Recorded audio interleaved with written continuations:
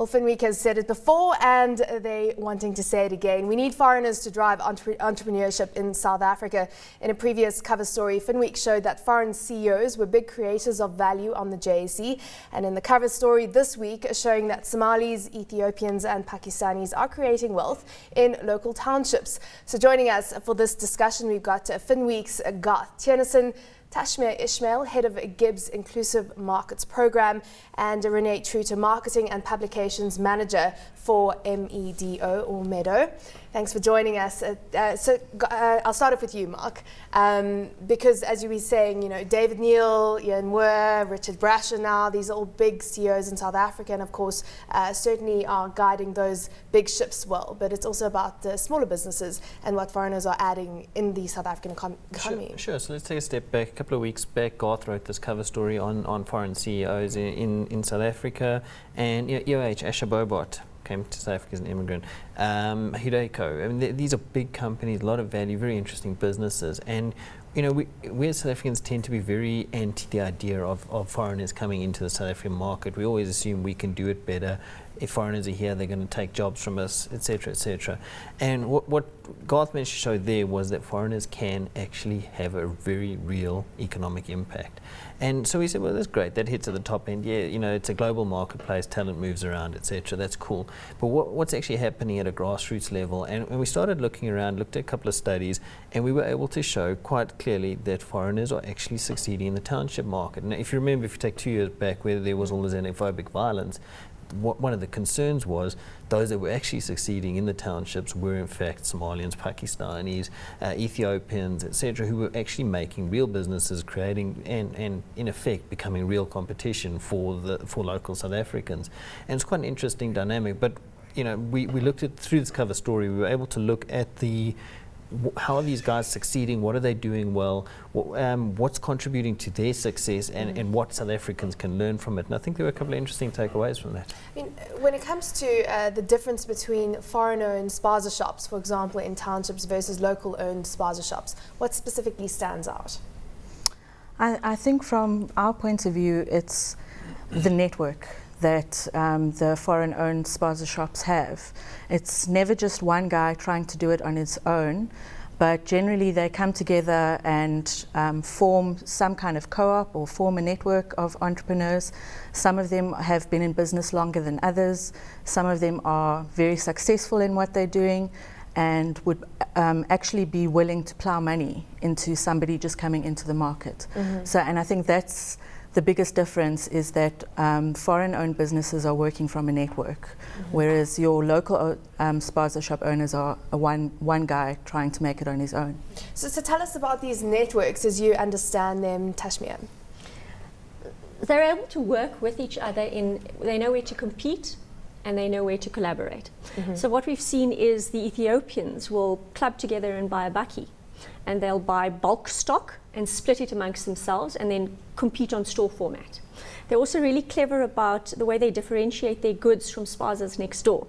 So there's a particular group of Pakistanis that own a mini wholesale within the township, so they're not competing against other spazas for impulse buys, but actually stocking other spaza stores in the township, making life easier for them, so that spaza store doesn't have to get to Macro or KitKat or whichever independent wholesaler they go to.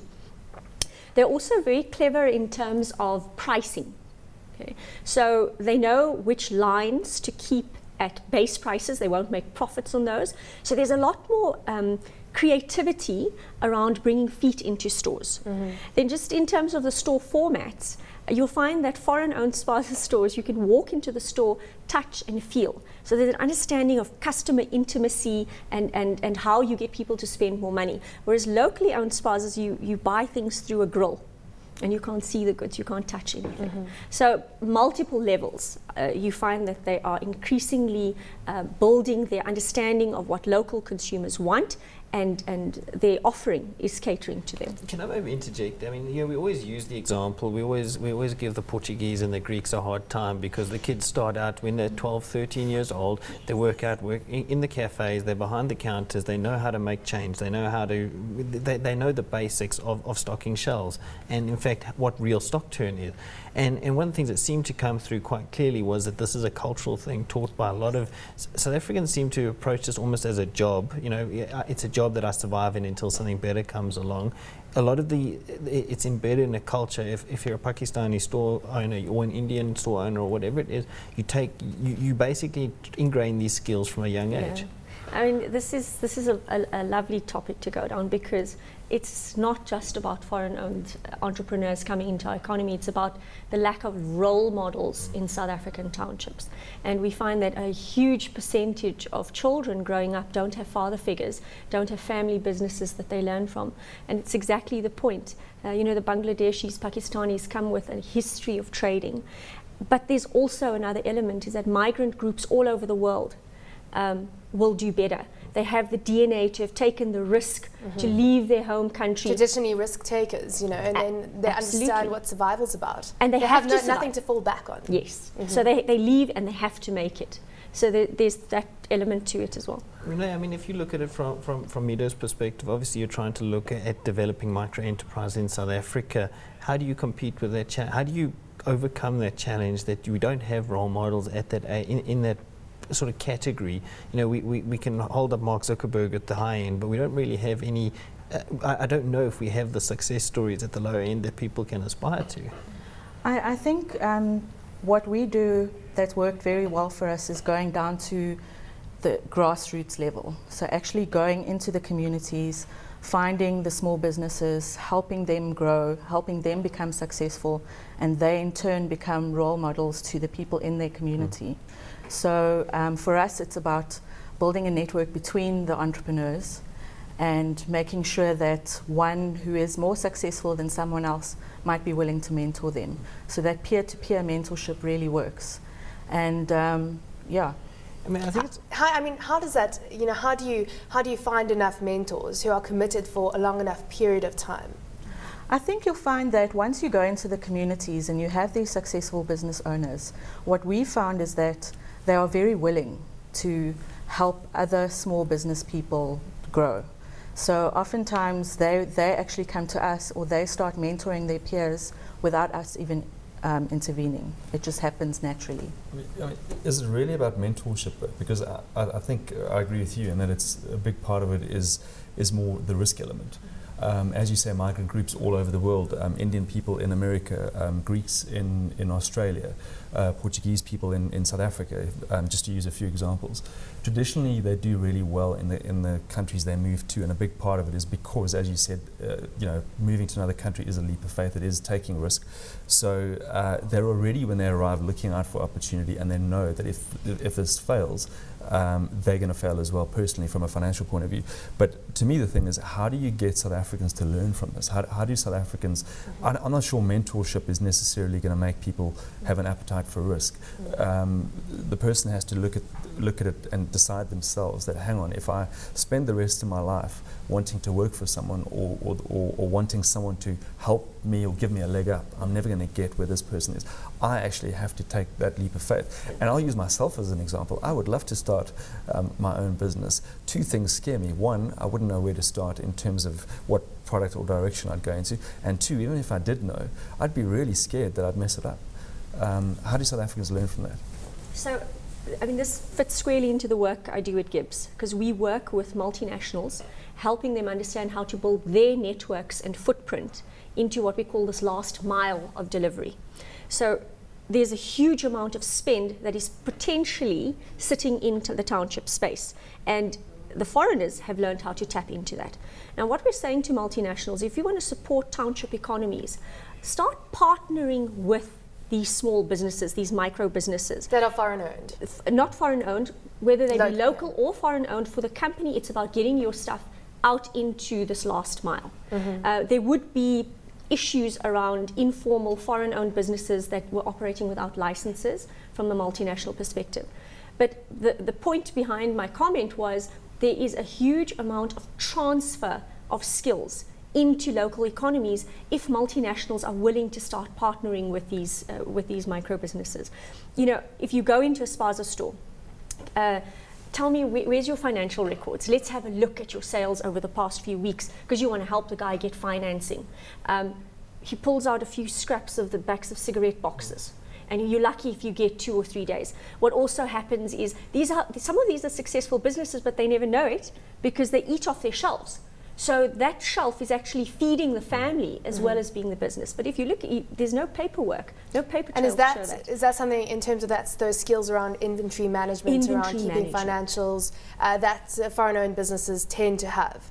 Inventory management, but also the power, the capital that a multinational can access to create inventory management systems and start leveraging. I mean, we are probably one of the foremost countries in terms of developing mobile applications. If we start using some of these mobile applications and technology, simple systems to help these business owners become more efficient at what they're doing.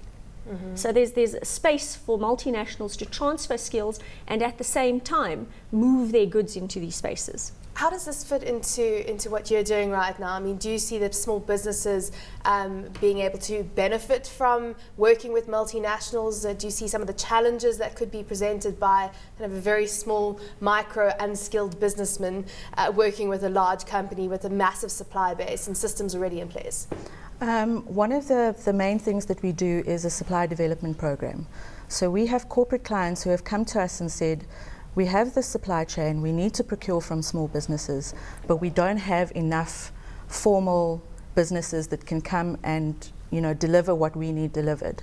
So we find the entrepreneurs and we train them up so that they are formalized, they do have their registration documents, they've got their tax clearance certificates, and they have the capacity to supply to a large organization, and we feed that into a supply chain. So definitely there are large corporates, foreign-owned corporates with their head offices in South Africa who are now coming to the party and they're saying, let's do something about growing these businesses. Let's put our money behind growing these businesses. Have they monopolized, I mean, foreign businesses, because there is this love-hate relationship. We know that xenophobia does continue in South Africa.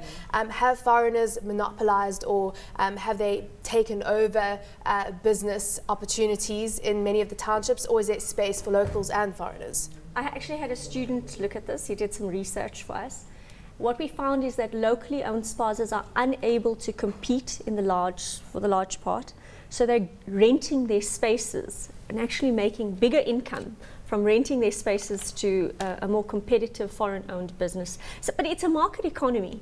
You know, if we don't up our game, if they're going to do it better, then they deserve to have those opportunities. But I think from an institutional perspective and from the perspective of large corporates, there is a responsibility to give locally owned businesses tools to sort of level the playing field for them, give them the ability to be able to compete, because they just don't have the skills. And I think organizations like yours play such an important role in creating an ecosystem where we can allow for this linkage between informal and formal economies, because the multinational doesn't know how to speak township lingo.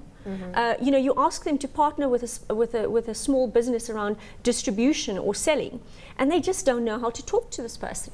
And so, this you almost translators, and our hub at GIBS, our program at GIBS, also serves this translation role, or intermediaries, to try to create, and we need a lot more of that. But certainly what we do know from this is that they have brought a lot of skills to South Africa. Yes. We have run out of time, unfortunately.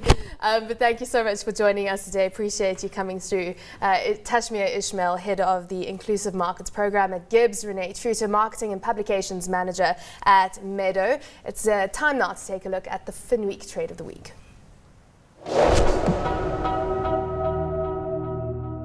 And on that note, I'll hand it over to you, Mark. Yes, so Krisha, we're looking at this week's ISA holdings. So I have a disclaimer, I did buy some this morning before I came on TV. So he does have personal money I in the did put stock. my money where but bearing in mind, I did say about a year ago, nice company, and it's about 30% lower than where it was then. So I'm probably, that needs to be taken into consideration. So ISA Holdings is basically a technology company that specializes in IT security. And my frustration was earlier this week, saw a computer virus on the home network, and basically it just stuffed everything. Email, all the PCs on the network have to be unplugged, and now got to go pay somebody to go and fix it. Hasn't been a good week. Hasn't been a good week, and I've seen it happen in corporates as well. It happens, and it basically cripples them. There's no way to communicate. Phones don't work, etc., etc. So IT security is a big issue at the moment, and I think that one of the things that we don't have, we're still very early stage in terms of IT security relative to places like the US, and ISA is probably your one entry point in which you can get into the market. What's nice about it, trades on a PE of about 7 times earnings, so that's quite cheap, but nicely there's a 7% dividend yield in that, so you're basically you're basically making up your cost of capital quite quickly. Who are their competitors? I mean, what type of market share do they have? How do you evaluate the strength of the company? It's quite difficult because obviously there's the home user market, and then there's the corporate market, which will include a lot of the banks. Now obviously the banks have cut back a lot of their IT spend, but the nice thing about it, they've got a lot, I think about 70% of their revenue is annuity revenue, so it is repeat business. It's kind of predictable. You know what you're going to get.